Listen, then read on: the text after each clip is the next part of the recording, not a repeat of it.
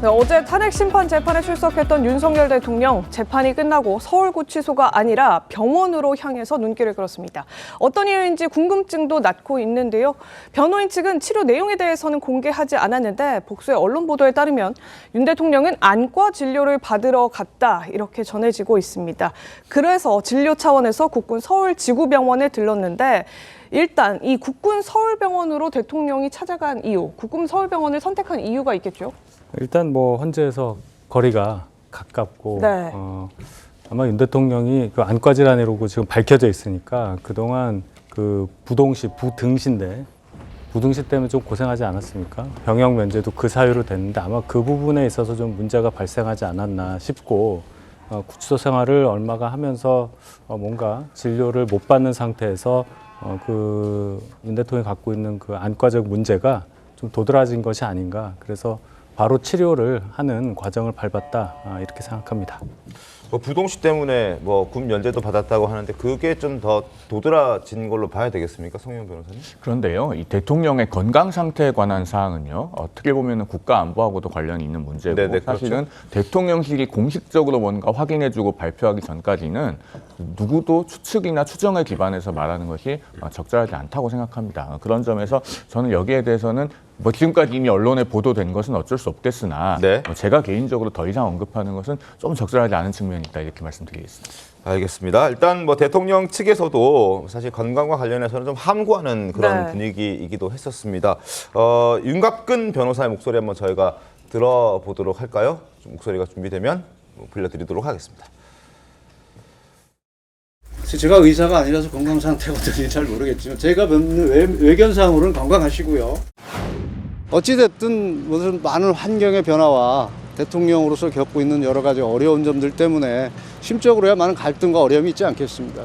변호인 접견 중에 공수처에서 나왔던 것이고 변호인 접견 문제 때문에 이제 얘기가 안 되는 상황이었고 공수처에서 함부로 거기에 와서 인치를 할 수 있는 그런 권한이 있을 수 없습니다. 그 과정. 자, 조금 전에 오동훈 공수처장이 출근을 하면서 기자들에게 질답을 한 것 같습니다. 오늘도 강제 구인을 재시도하겠다라는 목소리를 냈다고 합니다.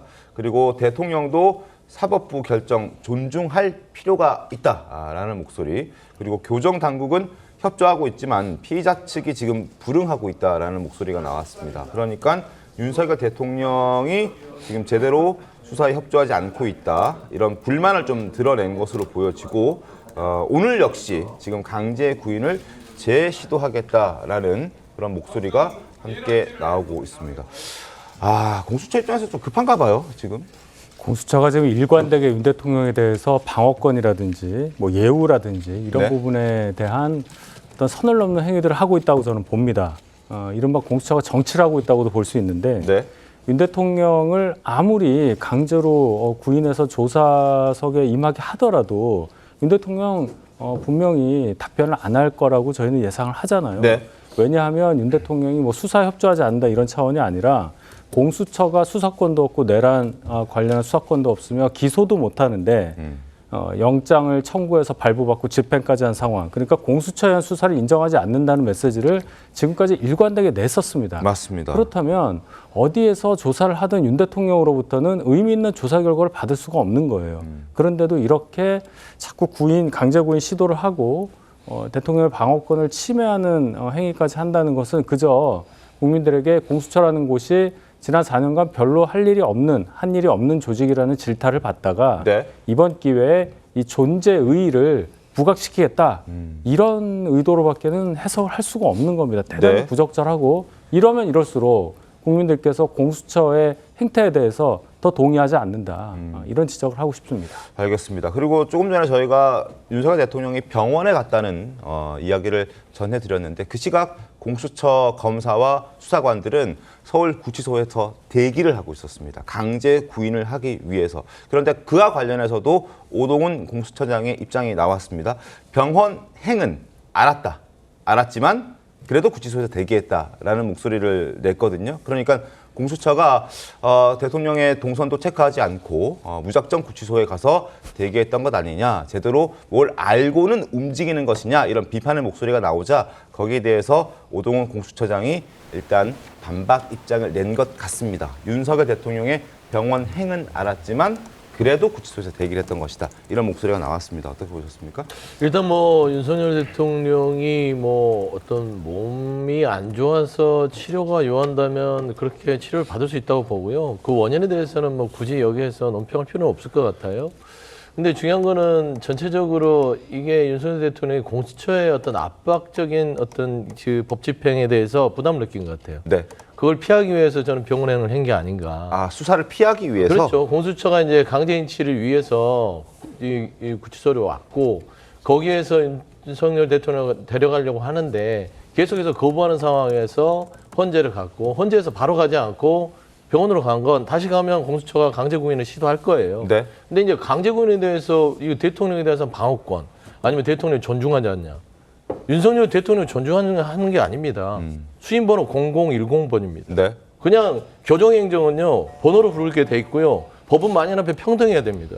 그러면 공수처가 대통령이라고 봐주고 또 어떤 범죄자는 돈이 없고 힘 없고 아무 권력이 없다고 해서 막 다루고 이건 대한민국의 법치가 아니에요. 물론이죠. 그러니까 네. 그런 부분에 있어서는 공수처는 대한민국의 법이 그 누구에게도 똑같이 적용된다는 것을 보여주는 것이고 어떤 범죄를 저지른 범죄자가 거기에서 공수처가 수사기관이고 이러는데 나오라는데 안 나오면 그러면 대통령이 알겠습니다. 이렇게 해야 됩니까? 그럼 모든 범죄자가 그걸 따라하면 대한민국 법이 서겠습니까? 저는 그런 부분에 있어서 공수처가 다소 무리하다고 비판할 수 있으나 대응하는 말하자면 내일 안에 우두머리 피의자로서 0010의 수임번호를 가진 분이 이 공수처의 이 정당한 말하자면 출석력으로 거부하는 거. 저는 그 부분에 대해서 비판 대목이 있다고 보고 그걸 스스로 자초했다고 봅니다. 네, 물론 뭐 아직 피의자 신분이고 혐의를 소명하는 과정 중에 있기 때문에 범죄자라는 표현은 개인적인 표현으로 좀 삼도록 하겠습니다. 그런데요, 저는 좀 궁금했던 그리고 또 알게 된 부분이 공수처가 지금 방금 오동훈 공수처장이 말씀드렸다라고 소개해드린 것처럼 네. 공수처가 어제 윤석열 대통령의 병원행 방문을 알고 있었음에도 네. 서울구치소로 갔다는 거예요. 병원으로 맞습니다. 가지 않고 이 조치는 서울구치소에 윤 대통령이 없다는 걸 알면서도 가서 대기하는 이 공수처의 조치나 행위 나름의 이제 의도가 있다라고 봐야 되는 겁니까? 그러니까 그만큼 국민들께서 보시기에는요. 지금 공수처가 윤 대통령을 계속 강제 인치해서 과천 공수처 조사실에서 조사하려고 하는 것이 그만큼 보여주기로 보일 수 있는 겁니다. 어제 이제 타임라인을 쭉 보면은요. 네. 3시 한 43분경에 헌법재판소에서 3차 변론기를 마쳤습니다. 그리고 대통령이 이제 국군 서울병원으로 이동을 하지 않았습니까? 그러면서 병원에 머무르고 있다는 것을 공수처 관계자들도 알고 갔을 거예요. 오후 5시쯤에는 언론에 보도가 됐었습니다. 그 당시에. 그러면은 자, 시각을 한번 살펴보면은 윤 대통령이 아무리 빨리 도착해도 한 6시쯤 온다고 하면 거기서 다시 구인을 만약에 성공한다 한들 과천 공수처로 이동하면은 6시 한 30분쯤 될 겁니다. 또 거기서 식사해야죠. 그러면은 밤 9시가 넘어가면 피의자가 동의하지 않으면 계속 야간 조사를 못 해요. 네. 어차피 진술 거부권도 행사하겠지만. 자, 그러면은 도대체 무슨 실효성이 있어서 그 시간에 대통령이 서울구치소에 없는 것을 알면서도 굳이 강제 구인을 하러 갔겠는가. 그렇다면은 어떻게 보면은 공수처의 존속을 바라는 야당을 지지하는 그런 일부 국민들에게 보이기 위한 조치가 아니냐. 그런 의구심을 받더라도 공수처가 별로 항변하기 어려운 상황이다. 저는 이렇게 보입니다. 결국 물론 보여주기식. 보여주기식이야 주장이신데 서영주 대변인님 그렇게 얘기했죠. 일부러 피하는 것이다. 네. 병원에 가고 하는 것은 공수처 조사를 피하는 것이다.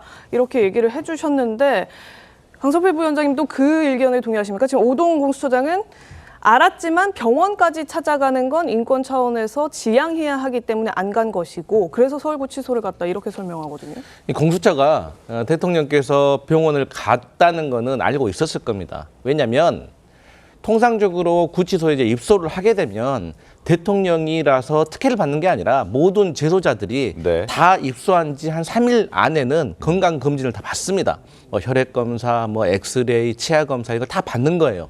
하지만 대통령이니까 구치소의 의무실이 좀 열악하니까 네. 아마도 예우 차원에서 저는 군병원으로 갔을 거라고 생각하고 이런 통상적인 과정이기 때문에 공수처도 충분히 예상할 수 있었을 것입니다. 근데 저는 이 상황에서 어떤 얘기를 좀 하고 싶냐면 사실 이런 얘기를 민주당이 하게 되면 또 뭐 수사 지휘를 하네 뭐 이런 얘기 들을까 봐 제 개인적인 생각을 말씀드리면 저는 대통령도 이제 공수처의 수사가 불법이란 말을 할 만큼 주장을 하셨어요.